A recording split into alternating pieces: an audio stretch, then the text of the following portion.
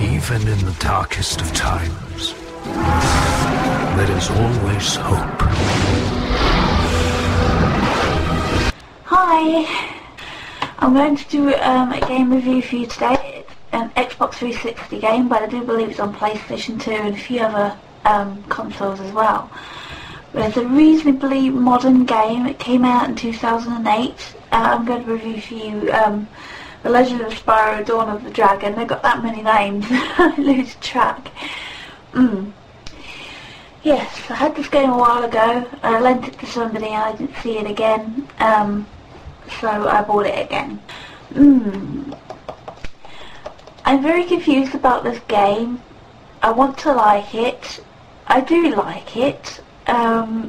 It's very fun, but it has got an awful lot of flaws. So I'm a bit I don't really know. I love this game because I love how Spyro looks now. He's grown up. I didn't play the Spyro before this, so I'm a bit confused. I think you needed to play the Spyro before this to understand the plot completely. But it starts off, they're still Spyro and Cinder. You work as a team this time. You get attached to your nemesis. She used to be your nemesis, Cinder. You're attached together by some kind of magic wire, I suppose. They are kind of joined together by some kind of magic binding. So you have to fight together. But they do get sealed in a cocoon, which is why they grow up. They've been sealed in there for 3 years and they get broken out by some mysterious enemies. So you are fighting together, you are constantly together. You can't really go far from each other because you're chained together. Yes, I love the way Spyro looks now. I think he looks magnificent. I love his face and his kind of model areas and his mouth, the shape of his mouth. He's a very handsome looking dragon. There's a very big voice acting, very big cast in this. There's Elijah Wood, who voices Spyro, and there's Christina Ricci, who voices Cinder. This game, I can't really tell you much about the plot because I've only played it once, and I think I need to play the first game to understand it a little more, but I find the plot very weak. It doesn't exactly blow my socks off. I think it's a typical standard kind of plot. Fight bad guys, get to the main bad guy, avoid obstacles and dilemmas on the way, and get to the end and save the world, basically. It's not a very exciting plot for me. It's very ordinary and standard, and there's just nothing that... I didn't really find it that interesting. It's very hard. It's an extremely hard game. It's ridiculously hard, to be honest, so people who are used to the old Spyros might find this quite a change, quite a difference, because it's like the game's grown up along with Spyro. It's very challenging. It's very similar gameplay to Gods of War, I find. You've got your breath in this. You've got flame, obviously, Spyro. You've got earth. You've got ice, and what is the final one?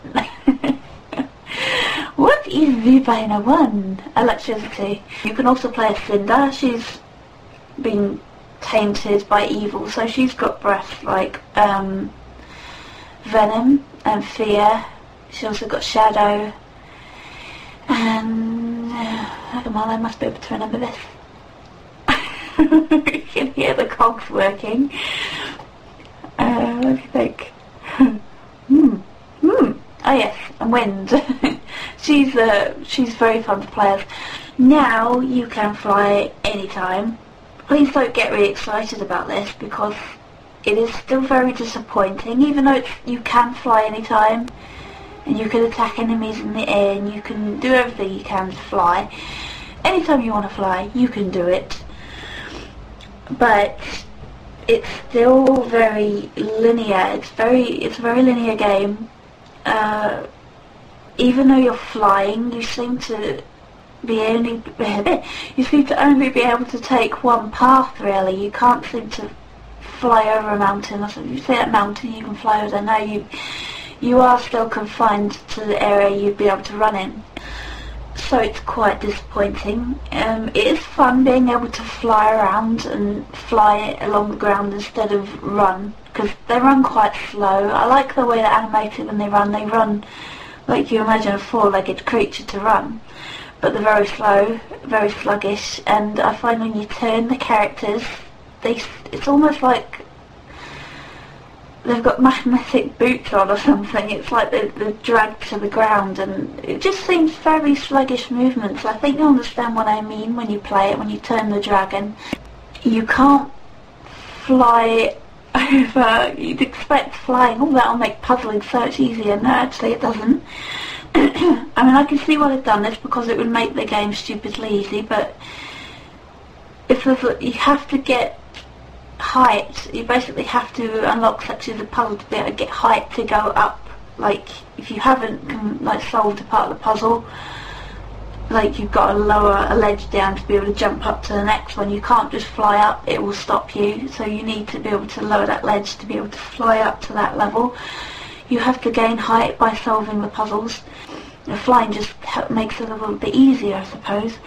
There are tons and tons and tons and hundreds and thousands of invisible walls in this game. You think, oh, I'll fly around there, that'll be fun. I can go straight on, or I can go around that little nooky bit right around there, that'll be fun. And you bump into an invisible wall and you can't go through there. There's tons of those. It looks like you can fly through, and it looks like you can get to areas, but they are blocked by invisible walls, so there are quite a few of those. I do find it quite disappointing, the free fly, because you can fly anytime, but